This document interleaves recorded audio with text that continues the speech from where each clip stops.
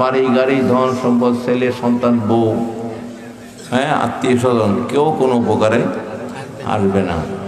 কবর তো নাই, মারা গেছেন আপনার নামও শেষ। আব্দুর রহিম আব্দুল করিম নাম থাকলো তখন নাম হয়ে যাবে লাশ। লাশটা হ্যাঁ বাইরে আনো, লাশটা কবরস্থানে নিয়ে যাও, ঠিক কিনা?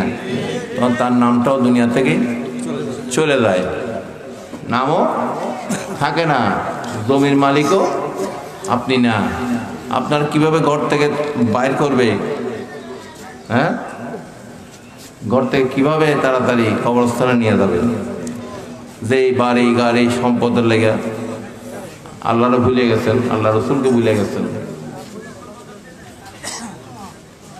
ওইগুলো আপনার কোনো কাজে আসবে না।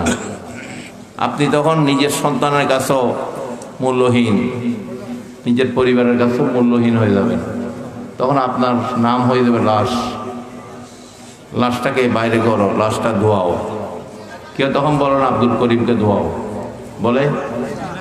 আপনারা বলতে শুনছেন এরকম? আব্দুর রহিম সাহেবকে একটু হ্যাঁ একটু ধোয়াও, তাহলে নামটাও চলে যায়। তবে আমরা ওই নামটা সাথে নিয়ে যেতে হবে, যে নামের গুণে আমরা পার হইতে পারবো। সুবহানাল্লাহ। ইয়া রাব্বি হাবলি উম্মতি ইয়া উম্মতি ইয়া উম্মতি, যিনি করছেন ইয়া রব আমার উম্মতদেরকে আপনি ক্ষমা করেন, শাফাআতাল আহলিল কাবায়ের মিন উম্মতি। আল্লাহ রাসূল সাল্লাল্লাহু আলাইহি ওয়াসাল্লাম বলেছেন, হাসরের ময়দানে আমি আমার উম্মতদেরকে জাহান্নামের আগুন থেকে টেনে টেনে নিয়ে আসবো। সুবহানাল্লাহ।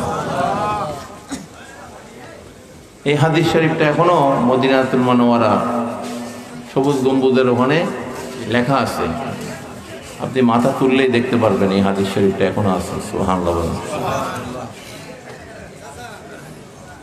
তাহলে